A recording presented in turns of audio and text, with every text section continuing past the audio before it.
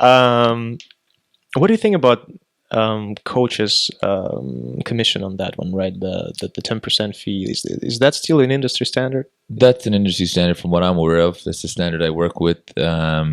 I think where that becomes an issue is where when fighters start making lots of money, right? Right, like in this example, for example. Yeah. So for me, Because here's what I'm thinking, right? If a fighter, let's say, like he's with his coach, they're getting a mil or 2 mil, they're getting into that elite category and getting that money, and the coach gets his 100K, and everyone's happy, yeah, and everyone feels like everyone's deserving everything.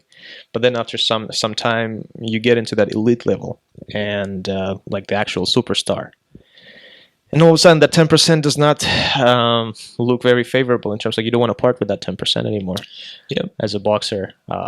I mean, in some cases, right? Not necessarily, but it seems like there's all of a sudden you feel like it's maybe a little bit too Too much much. to Yeah. give to a coach. Like that's one side of the story. Another side of the story, maybe it's still fair. Like it's just the scale is up, but everything else.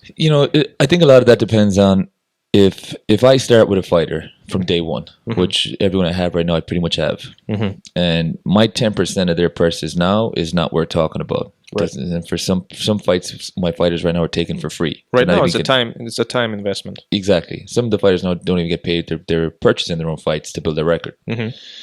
If I start with a guy like that from zero and we go all the way up to the point that he makes 10 million, that 10% is earned. Mm-hmm. Because I've gone through from the very beginning, from the very start. I've taken every step with that guy.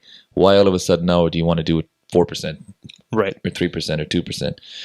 I think it could be a little bit different if let's say tomorrow morning I get a call from Deontay Wilder and it's, can you come in into the camp as the trainer? Mm-hmm.